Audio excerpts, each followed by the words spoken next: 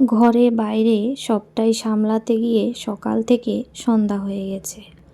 নমস্কার, শুভ সকাল সবাইকে। অনেক স্বাগত আমার পরিবারে। আমি পিঙ্কি ত্রিপুরা থেকে বলছি।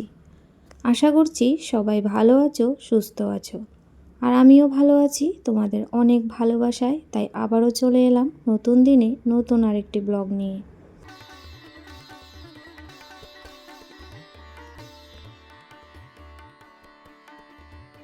তো সকালটা ছাদ থেকে শুরু করছি, কারণ একটা দুটো করে ফুলের কলি আসছিল, তো সেইটুকুই তোমাদের সাথে শেয়ার করলাম। কারণ ছাদে ফুল আনতে গিয়েছিলাম, আর সেই রকম ছাদে কোনো ফুল নেই, শুধু গোলাপ ফুল কটাই ফুটে। যেহেতু ঠান্ডা, শীতকালে তো এমনিতেও ফুল কম ফুটে। তো যাই হোক, সকালে ওই হালকা ফুলকা কিছু খেয়ে নিয়েছিলাম। কাজের মধ্যে অত নাস্তা পানি বানানোর সময় থাকে না। তো ধানগুলো মেলে দিয়ে আসছি, তো মেলে দিয়ে এসে ভাত ডাল ভাতটা বসিয়েছি, আর এখানে সবজিপাতি কেটে নিচ্ছি। তো সবজি এখানে রান্না করব হচ্ছে ওই সিম, আলু, মূলো, বেগুন দিয়ে, একটা শুটকি দিয়ে করব, আর মাছ আছে। তো মাছ হয়েছে, কাতলা মাছের পেটি নিয়ে আসছে। তো কাতলা মাছের পেটি আর যে টুকরোই হোক, আমি একদমই খেতেই পারি না। ভাত নিলে মনে হয় আর খাওয়াই হবে না। তো সেই জন্য একটু শুটকি রান্না করব সবজিগুলা দিয়ে। আর এই মাটির আলুটা বেশ অনেক দিন হয়েছে, আর রান্না না করলে নষ্ট হয়ে যাবে, অনেকটাই কিন্তু নষ্ট হয়ে গেছে। তো সেই জন্য নিলাম, কেটে দেখি মাছগুলা দিয়ে রান্না করব, আর সাথে করব হচ্ছে বেগুন দিয়ে তেল, মাছের তেল কিছুটা আছে। তো ওইদিকে রান্নাগুলো বসিয়ে আমি সবজিপাতিগুলো কেটে নিচ্ছি, যেহেতু মাঝে মাঝে গিয়ে ধানগুলা ঘাটা দিতে হয়।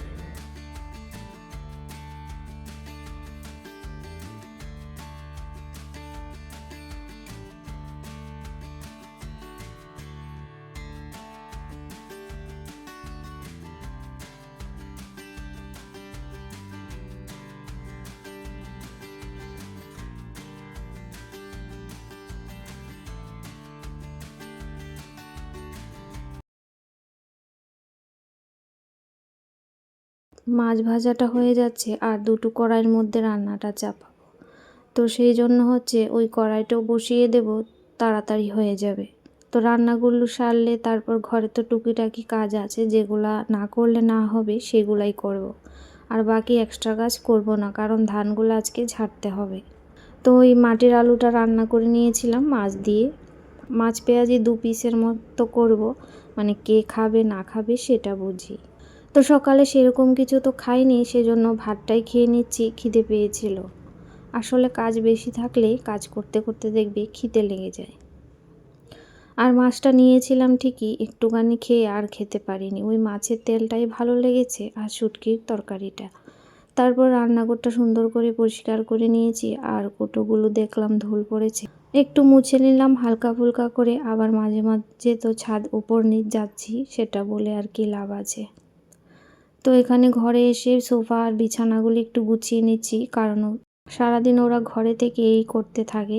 তো ভাবলাম ঘর দোরগুলো একটু মাঝেতে গুছিয়ে যাই, আর তারপর মাঝে মাঝে সবাইকে একজন একজন করে ভাত দিয়ে দিচ্ছিলাম। আসলে ঘরে বাইরে কাজ করতে করতে, যেহেতু শীতের বেলা, কখন যে সকাল থেকে সন্ধ্যা হয়ে যায় বোঝাই যায় না। আর যে কাজগুলা তো মানে না করলে না হবে, সেগুলাই কিন্তু করতে হবে, যেটা আমি আগেও বলেছিলাম।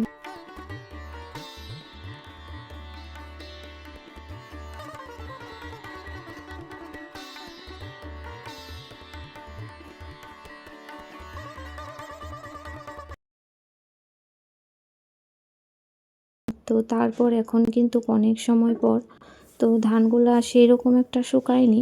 কালকে একটু হালকা রৌদ্র দিতে হবে, ওই ঘন্টা খানেকের মতো। তো ভাবলাম যেগুলো আছে তুষগুলা ঝেড়ে নিই, না ঝাড়লে তো এগুলো শুকাতে চায় না।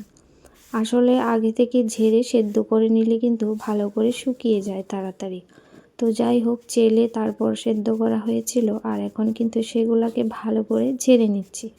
বিট্টু বিদিশার ব্লগ থেকে দিদিভাই বলেছিল যে ধান কি মেশিন দিয়ে কাটা হয়েছিল। মেশিন দিয়ে আমাদের এখানে ধান কাটা হয়নি। তো ধান কাটার মেশিন আমাদের এখানে এখনও আসেনি। আর আমাদের এই জমিগুলো না ভীষণই কাদা, একদম হাঁটু পর্যন্ত কাদা হয়। তো জনেরা এসে কেটে নেয়, তারপর মেশিন দিয়েই লোয়া হয় ধানগুলা, কিন্তু কাটাটা লোকজন দিয়েই কাটা হয়। তো যাই হোক, আমার এইগুলা তো মানে এক সাইডেরগুলা ঝাড়া হয়ে গেছে, আর বাকিটা কিন্তু আছে। তো সন্ধ্যা হলেও এই ঝাড়াঝুড়ির কাজটা আজকে করেই নেব। তো এখনও তো রোদ্দুর ভালোই আছে।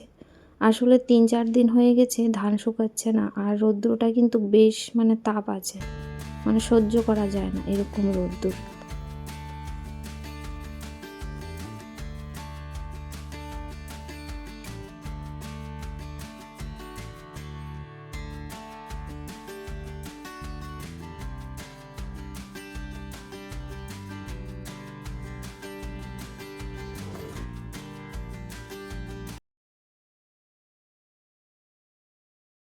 আসলে গতকালকে ভিডিও দিতে পারিনি, কারণ সকাল থেকে নেট ছিল না, আর নেটের খুব ডিস্টার্ব ছিল, কিছুই দেখতে পাচ্ছিলাম না।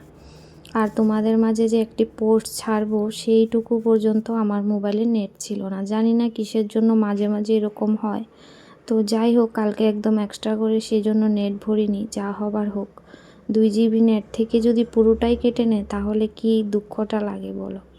তো যাই হোক, এখানে একদম ঝাড়াঝুড়ি কমপ্লিট হয়েছে, আর সেই জন্য কিন্তু দেখো সূর্য মামাও কিন্তু ডুবে গেছে, শুধু একটু আলোটাই আছে। তো ছেলেকে বললাম যে একটু সন্ধ্যাটা দিয়ে দিতে, ও সন্ধ্যাটা দিয়ে দিয়েছে। আর এই যে ঘরদোর তো ঝাড় হয়নি, এভাবেই জল ছিটে দিয়ে দরজায় ধূপটা দিয়েছে। তো কি করব বলো, তো এই কাজগুলো ধরলে একটা কাজ যতক্ষণ শেষ না হয় সেটা পর্যন্ত কিন্তু ভালো লাগে না। আর এই যে এখন এইসব পরিষ্কার পরিচ্ছন্ন করে নিচ্ছি, তারপর আবার তো স্নান তো করতেই হবে, কিছু করার নেই। তো যে ধুলবালু হয়েছে। তো যাই হোক বন্ধুরা, আজকের ছোট্ট একটি ভিডিও তোমাদের সাথে শেয়ার করলাম। এইভাবেই সবাই সাথে থেকো আর সবাই ভালো থেকো।